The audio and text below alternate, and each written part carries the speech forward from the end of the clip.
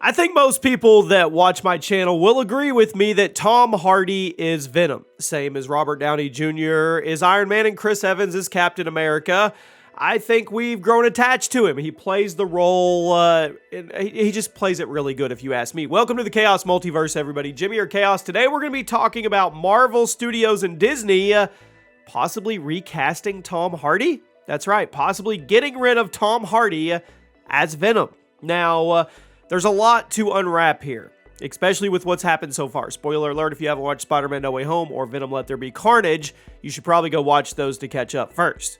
So, our guy kind of did wrong, if you ask me. So at the end of Venom Let There Be Carnage, we know that he snapped over to the main MCU timeline. We know it happened now when Doctor Strange did his spell, and then we get the post-credit scene in Spider-Man No Way Home, and he gets to basically hang out in the MCU for what? About 12 hours? Long enough to get drunk, long enough to learn some stories about Thanos and the Hulk, and then he gets snapped back. Now, the big takeaway, the big hook, was that a little piece of the alien symbiote suit stayed in the MCU. So basically, Sony got their Venom back, and Marvel got their little piece of the suit to be able to do their timeline with Tom Holland in the future in his next 3 movies that he does, leading up into what possibly could be Secret Wars. Okay, but we never got the Tom Holland versus Tom Hardy interaction in any way, which a lot of people were not happy about because Tom Hardy is now back over in the Sony Spider-Verse with no foreseeable future of hooking up with Tom Holland. Because now all the talk is that Venom and Morbius are actually in the Amazing Spider-Man universe, and we know Andrew Garfield is about to reprise his role as Spider-Man in a big way in multiple different movies. You know it's happening. We'll probably see the Amazing Spider-Man 3. We'll probably see a Spider-Man versus Venom, but it's more likely now that it'll be Andrew Garfield versus Tom Hardy, which I'm okay with. I think that'll make for a great movie, and it will pay off Andrew's line of wanting to get to fight an alien like Toby and Tom did. But what does that mean for Marvel?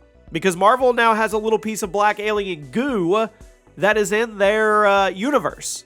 It's in the MCU. So most people would assume, well, they'll bring Tom Hardy back, and they'll use him as Venom. But now there's a lot of rumblings and rumors going on that they could actually recast. That's right, recast Venom for the MCU. So whatever happens with Tom Holland and he gets the suit and Eddie Brock, it could be somebody else other than Tom Hardy that he's interacting with. It could be a variant. I mean, variants are a thing now all the way across the board. So you can basically do whatever you want. You can rewrite anything. You can make it whatever you want and just label it a variant.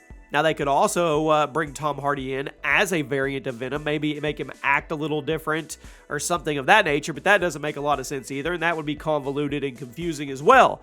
So, what do they do? Because if the Sony Spider-Verse is now looking at Andrew Garfield versus Tom Hardy in any capacity, that kind of leaves out Tom Holland's next trilogy that he's going to be doing, where we know the alien symbiote suit is going to be part of it. They wouldn't have left it there in the post-credit scene. So, if they did recast Tom Hardy for the MCU's version of Venom, that variant, who should they pick up?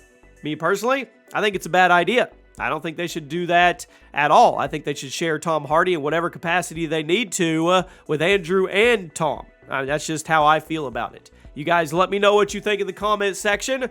Give me your best, I guess, casting guess if we had to recast Venom, and I'll see you soon.